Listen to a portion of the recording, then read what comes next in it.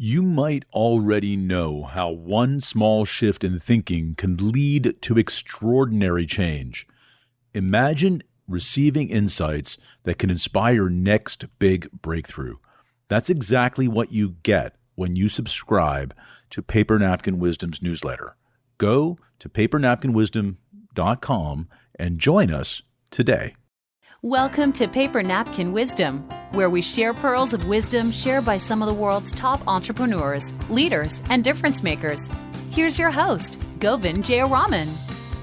Hi, I'm Govindh Jayaraman, and this is Paper Napkin Wisdom, episode 225. Today, we're diving into a conversation that just might shift the way you perceive your voice and its power in the world.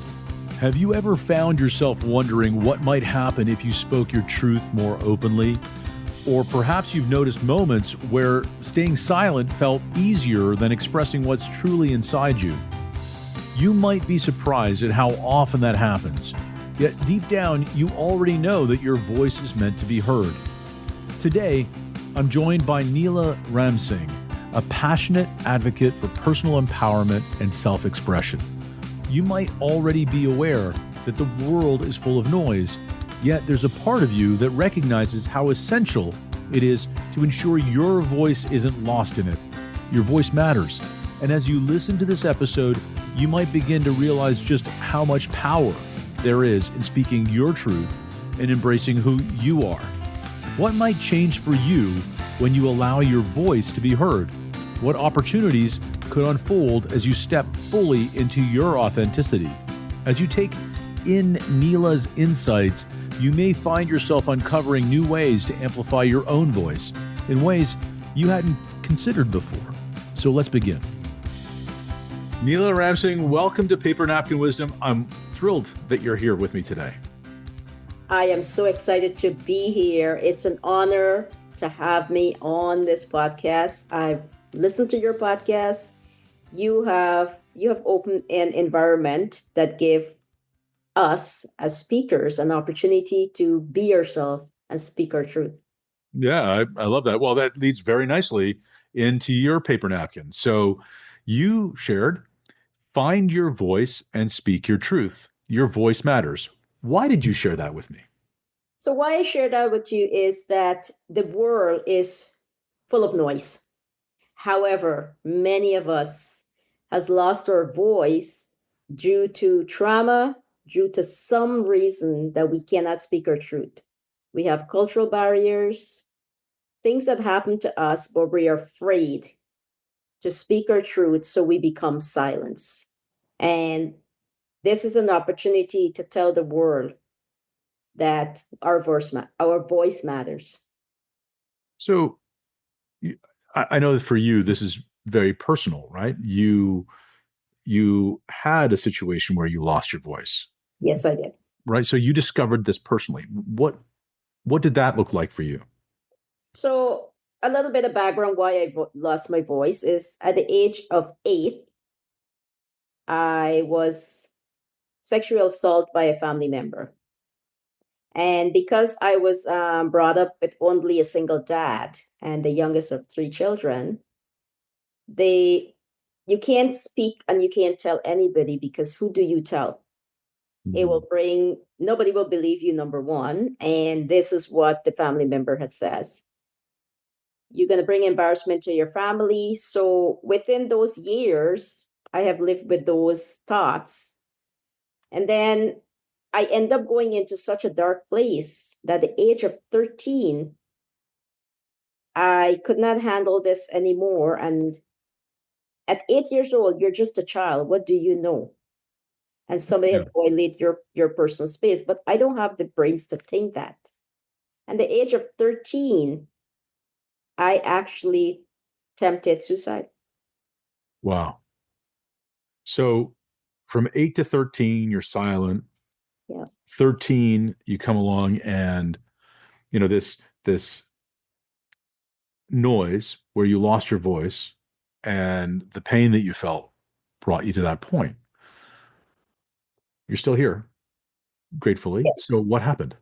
So after I survive and I looked up and asked the great Lord, why is this? Why am I survive something what's my purpose here?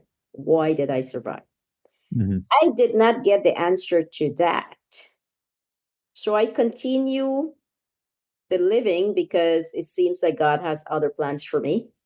And so as I live my life, I carry on. I had at the age of 17, sorry, at the age of 15, I lost my dad. At the age of 17, I was married, had my son at the age of 17, and lost my sister to suicide that same year. Then you can say happy and not happy. My husband was diagnosed with leukemia, and I lost him at the age of 20. So I was a mother at 17, a widow at 20. And so I start going spiraling downhill. But here I have a son to take care of. Right. If I attempted this again, who will take care of my son? Mm-hmm. So that again, I still have not spoke to anybody. So I blocked everything and I went into robotic mode because I need to survive. Yeah. So I start moving as a robot into this world. I carry this guilt and these feelings and everything deep down within me. I call it my little package of baggage that I fold and I put inside of me and I carry on. But as the years go by, it gets heavier and heavier until about the age of 42 is when I finally found my voice, because I had that moment that the story is, why did I come out of all of this that I just mentioned that I went through? As I keep living with suicide thoughts most of my life, I never act on it after that. It was just behind my mind. Then one day I went to the store. And, people plan their funeral and they don't, they do all these things as, we all gonna die one day. But for me, I was planning my funeral that if I did attempt suicide again and I succeed at that, my children wouldn't have to worry. Mm-hmm. I literally was going and buy clothing for my funeral. Oh, wow. And at that moment, I'm sitting in the parking lot in my car at the store. And I don't know what sort of intervention happened to me. The world stopped. And here I am. I'm the only one alive in this world. Mm. That was the moment for me that changes everything. The thought that came to me in that moment was, instead of dying, how about if you live and see what life has to offer? That was the turnaround for me. So it was a personal decision. It was something that you came to on your own, right? That this idea. Yes, there was no intervention of talking to a therapist, no one. Because earlier, when I tried to talk to somebody who I thought was my friend, they turned it back around, called me selfish, tell me things, and then so I went back into the baggage of don't speak to anybody again. So the mentality and the mindset I had, I can't tell anybody because, again, doing this, you get the repetition of being selfish or you're mentally ill, things like that. So this was something that happened on my own and without any pharmaceutical, without any therapy. And then I start going down the path of self-improvement. So, one of the things that I think is really amazing about this and that people need to hear is, first of all, if you are feeling this way, you're not alone, right? There are other people. Correct. If you're listening to this podcast and you are feeling that way, you are not alone. There are all kinds of places that you can go for support. You can dial 988 anywhere in North America and be connected with a crisis number that can help you. You did not know about that at the time, Neila, and I did. 988 didn't, and 988 didn't exist at that time. No. So there are Yeah. resources now. So number one, you're not alone. Yeah. Number two, and here's the important and powerful thing, things changed for you in a snap. And it was a sudden realization that your whole world can change. Yeah. And if your whole world can change in a moment, that can happen for someone listening too, right? That's correct. The moment you think that there's a life out there for you to live, you can live it. That's correct. And one of the messages that I really want to send to people, when somebody's in that zone and they're thinking that way, a phone call or sending that message to a friend, somebody that you trust, and it doesn't have to you telling them that this is what I'm thinking. It's just the interruption of that thought that you have in your head at that moment will make a huge difference. Yeah, we had a phone call. We had early on, it was episode number 179. We had Molly Booker, and she's a suicide prevention specialist, came on, and she talked about this too. And she had suicidal ideations from the time she was very young. Very similar story in terms of how young she was when she first had those feelings, and she thought about killing herself every single day. Mm-hmm. And for her, everything changed when she realized that she was loved just the way she was. Mm-hmm. And what I think is also powerful about your story is that you realized that, you could be that person who you were the light, and the light at the end of the tunnel, you discovered that you were the light at the end of the tunnel. Yeah. So you're saying that changed in a moment. Did it really change in a moment? Because I believe it does change in a moment. Tell me what happened next. So it changed the mindset in the moment.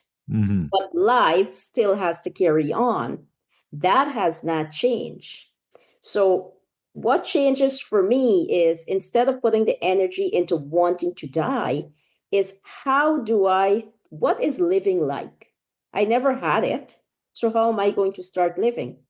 So it was curiosity, right? Like you kind of got curious about, hey, wait a minute. I'm looking for the end of this chapter. What's going to be in the middle of that, right? What could happen today? Yeah.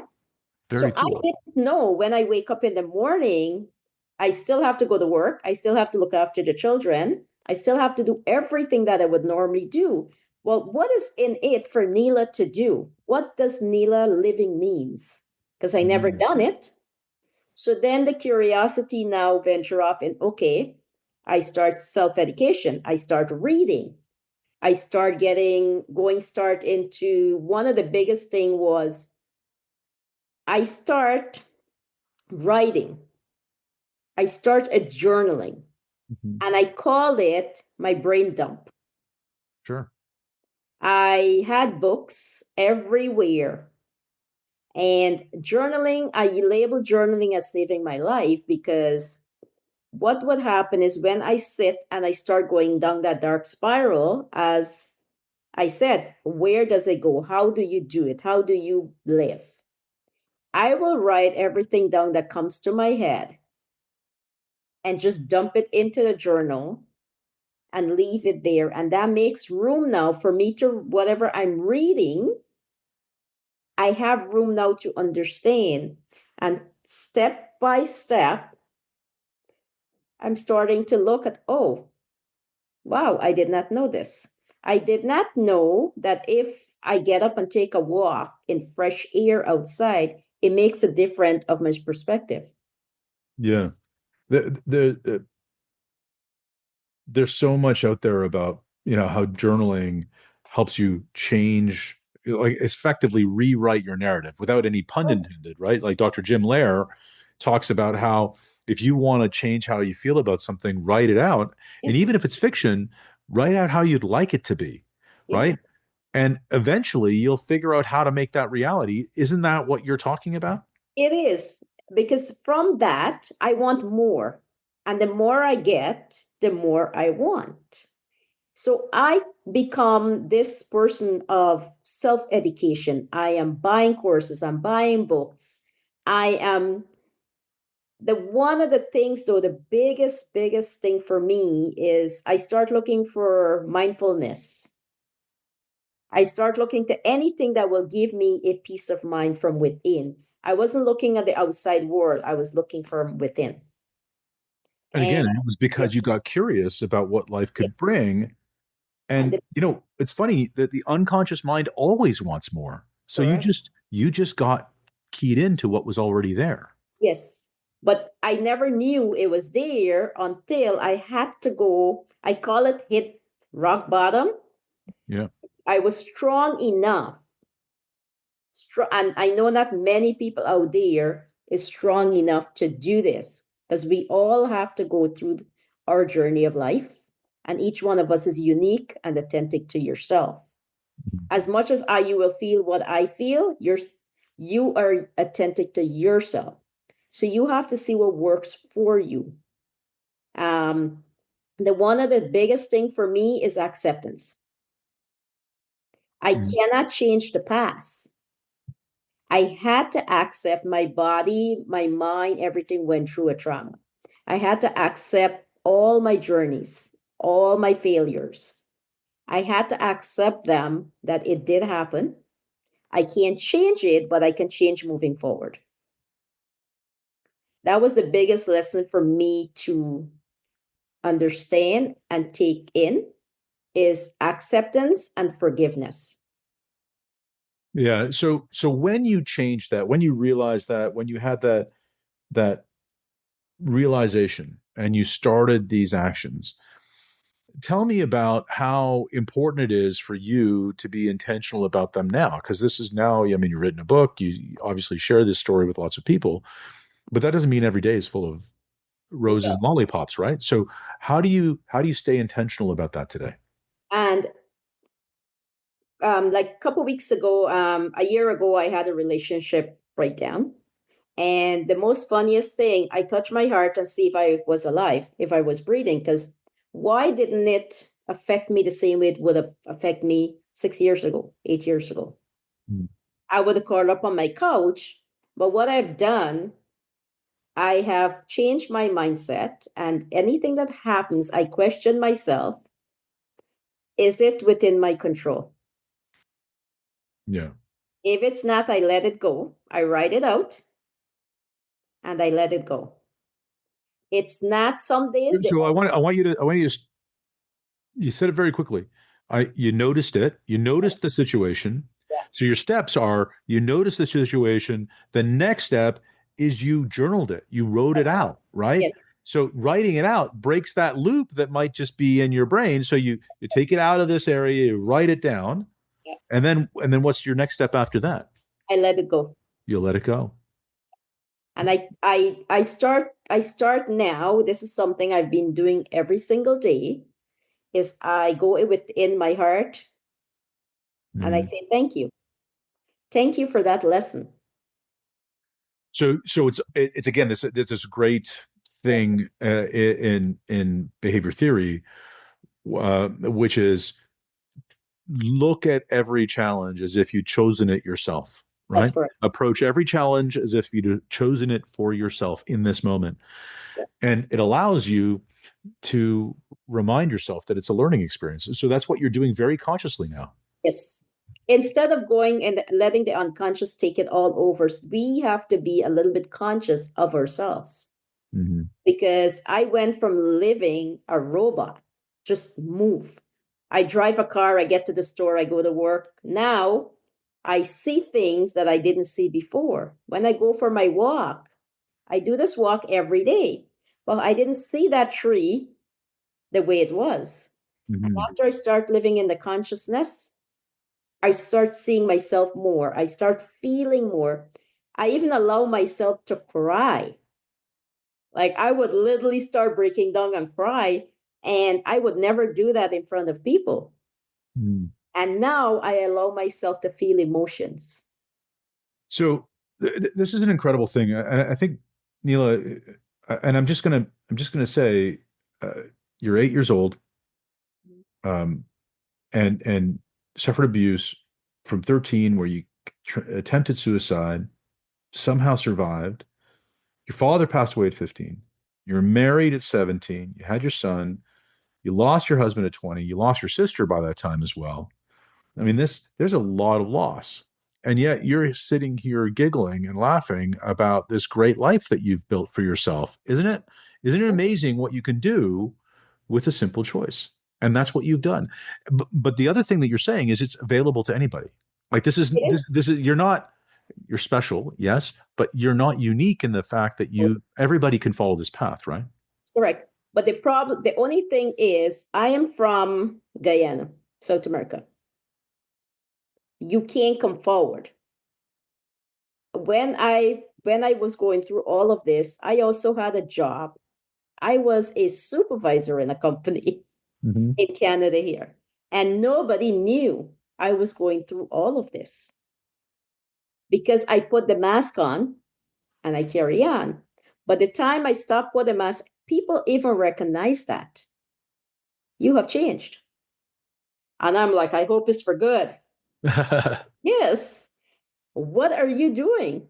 So people now curious because they see the change in facial, body language, the way I talk to people. So now they want. But what I'm So this is amazing, right? So you're people perceive the difference. What changed for you? I mean, you talked about work. What changed for you professionally when you let the mask go? when I let the mask go, my face was softer. I was smiling more. I was more approachable. Hmm. And one of the things when we talked about people, anybody can follow this path. Sometimes people don't know that they can. Right. That's Well, where you didn't know.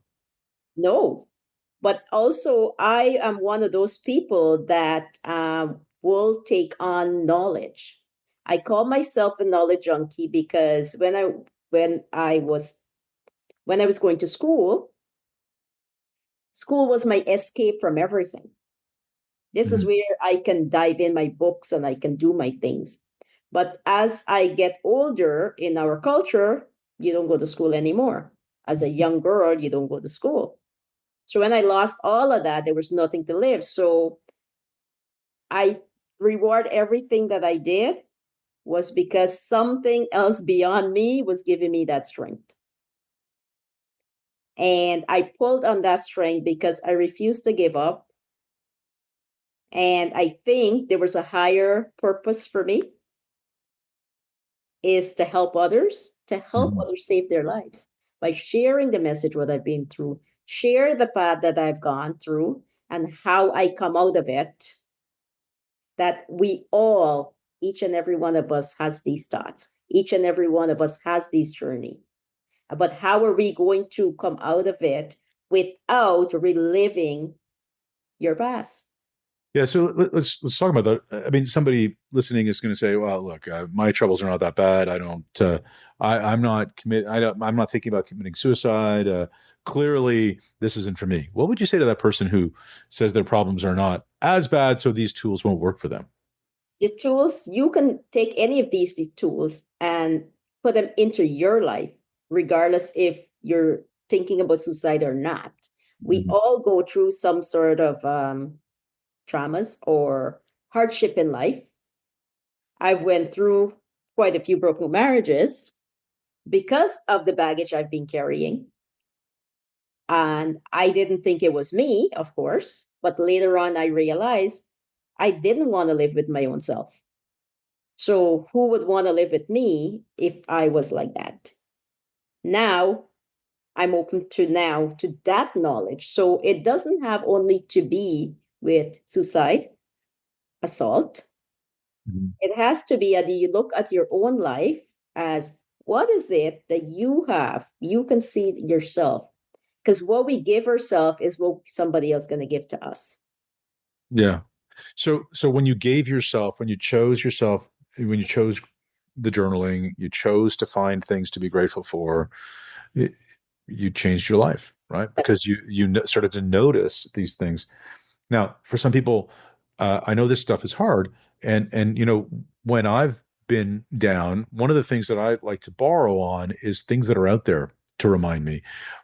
One of the things I love, there's a video, and I'm going to put it in the show notes. It's a video by Brother David Standel Rast, and he talks about uh, a great day, and he talks about when you open up your eyes and you say how wonderful it is to be here. And Yeah. when you smell things and when you hear things and when you see things, You give appreciate me not just, goosebumps. yeah, appreciate not just the fact that it's there, but appreciate the breadth of what's there, the number of colors that are there, if you're able to enjoy them. So that's what you're talking about. Like you sort of Yes. leaned on these things that were already out there and lived into them, didn't you? Yes. So every morning when I get up, instead of thinking, oh my God, I got to go to work, it's a, I am blessed and it's a privilege to go to work.